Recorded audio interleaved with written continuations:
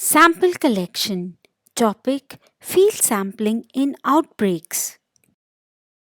At the end of this chapter, the learner should be able to define investigation and steps of approach in case of epidemics, role of the laboratory in field investigations, what samples to be collected, process of sample collection, transportation, and storage, safety measures, and high risk activities. Why do we need to investigate an epidemic? It is primarily to define the magnitude of the epidemic in terms of time, place, and person, to determine conditions and factors responsible for its occurrence, to identify the cause, source of infection, and modes of transmission, to determine measures necessary to control the epidemic, and finally to make recommendations to prevent its further recurrence.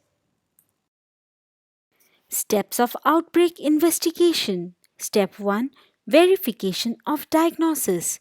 By clinical examination of a sample of cases, laboratory investigations are most useful for confirmation of diagnosis wherever applicable.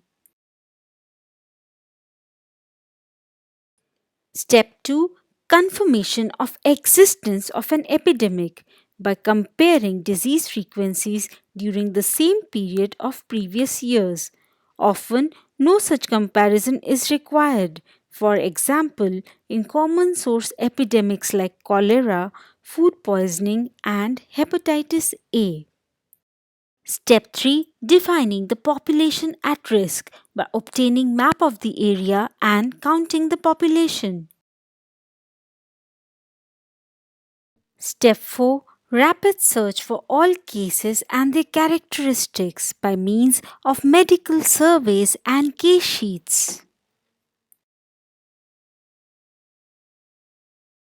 Step 5: Data analysis using classical epidemiological parameters like time, place, and person.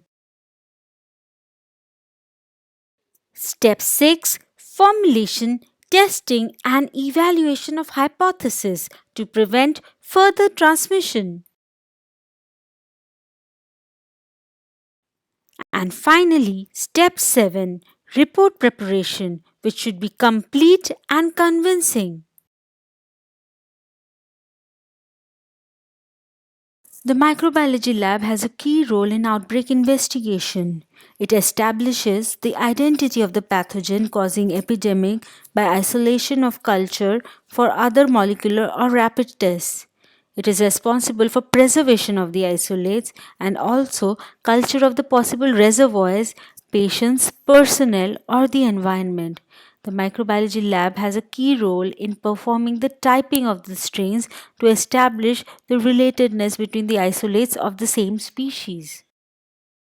For correct identification of cases and carriers, it is important to have case definitions. Each patient sample or each environmental sample taken should be given a unique identifier number and accompanied by a field data sheet. All specimens taken from that source should be marked with that unique identifier as well as any other numbers needed to identify that particular specimen. This identifier should be used on all documentation concerning the specimen from that source. Specimen tubes should also be marked with information about the type of specimen and the date when it was collected. All specimens must be accompanied by a duly filled case referral form. For correct sample collection, all steps of sample collection are to be followed to avoid inappropriate or inadequate sample. Sample rejection criteria must be applied unless sample is precious, for example, in cadavers. A checklist must be used for the various stages of taking, handling, and shipping specimens. This should be filled in for each batch of specimen and kept for reference. For each type of specimen, 2 samples should be taken in 2 separate tubes on each occasion that sampling is undertaken. One sample can be used for immediate analysis, the other retained for reference purpose or retesting. What specimens to be collected from suspect cases varies from case to case as per the guidelines. For upper respiratory tract, example detection of influenza viruses, posterior pharyngeal or throat swabs are currently the highest yield upper respiratory tract specimen for detecting, example H5N1. Nasopharyngeal swabs, nasal swabs with nasal secretion from the anterior turbinate area or nasopharyngeal aspirate are also appropriate specimens. For lower respiratory tract involvement, sputum is the preferred sample. If the patient is intubated, take a tracheal aspirate or collect a sample during bronchoalveolar lavage. Blood for smear can be taken in malaria or filaria. Blood serum for serological testing of dengue, chikungunya.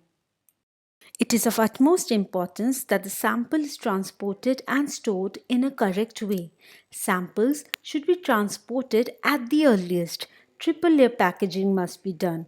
Appropriate steps have to be followed to avoid any deterioration or contamination of samples. For example, urine samples have to be refrigerated in case more than 4 hours of delay or use of preservatives like boric acid. Storage of specimens is followed as per the specimen and the agent specific guidelines. The packing of specimens and their shipment to external laboratories by air is complex and is governed by national and international regulations and operator variations. Readers are also referred to the WHO document guidance on regulations for the transport of infectious substances. While investigating an outbreak, personal protective equipment should be worn, which should include latex gloves, mask, goggles or a face shield, gown, and head covering. Ensure appropriate safety measures, including hand hygiene, general safety measures, appropriate biomedical waste management, and infection control practices.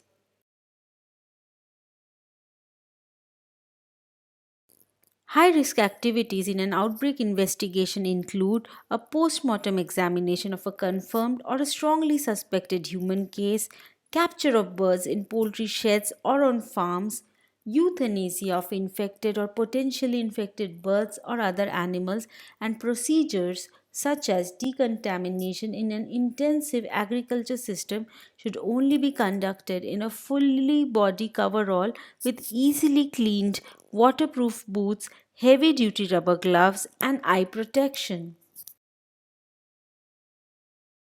As we come to the end of the topic, you should be able to investigate an outbreak by identifying the appropriate samples to collect.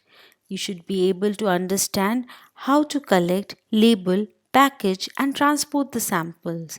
Identify key lab investigations for selected syndromes and suspected pathogens. Now, let's go over a few knowledge check questions that are based on what we have learned so far about outbreak investigation. Case study. Your laboratory is isolating Klebsiella pneumoniae with similar antibiotic susceptibility pattern in blood cultures collected from neonatal intensive care unit over a period of 2 weeks. What will be your plan of action?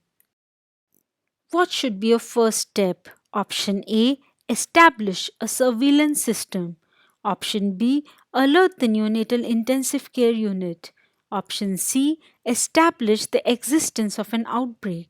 Option D. Send an investigation team to the NICU.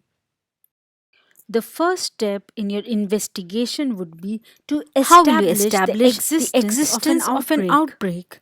This is best done and visualized by plotting a graph and seeing an increased clustering of cases around a particular period of time.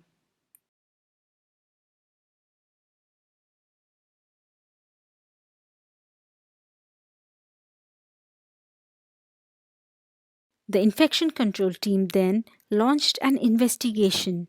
However, no effective communication existed between the team members interviewing the NICU team and those in the laboratory who were testing the specimens. As a first step in stopping the outbreak, What should the team have done to identify the patients or the neonates who were part of the outbreak? Option A, verify a diagnosis. Option B, establish a case definition to identify the cases. Option C, communicating the findings to the public. Option D, implement prevention measures. The correct answer is establish a case definition to identify the cases.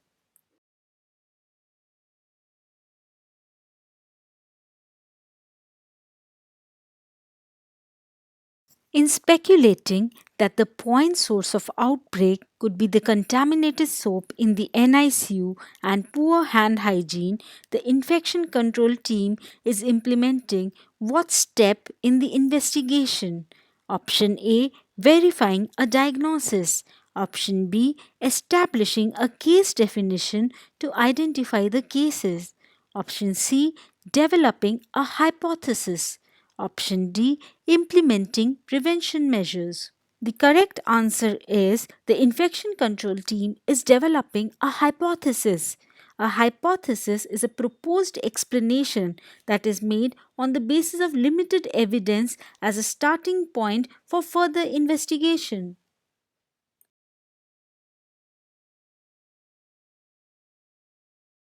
What is the role of microbiology laboratory in the investigation? Option A, formulation, testing and evaluation of hypothesis. Option B, data analysis. Option C, report preparation. Option D, all of the above. The correct answer is all above. The microbiology laboratory is primarily responsible for formulating, testing, and evaluating the hypothesis. It is also involved in data analysis and report preparation.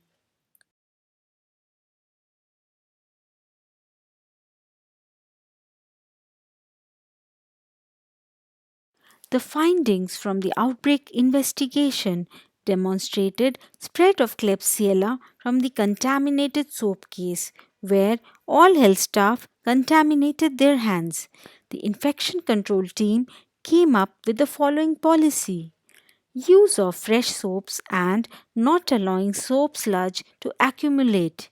Soap sludge can act as a medium for bacteria to proliferate if allowed to stagnate. Preferable use of liquid soap with dispensers to minimize contamination rate. Cleaning the nozzle of the dispenser with alcohol based hand rub from time to time. Use of alcohol based hand rubs. In formulating an infection control policy, the team is implementing preventive and control measures to prevent future outbreaks.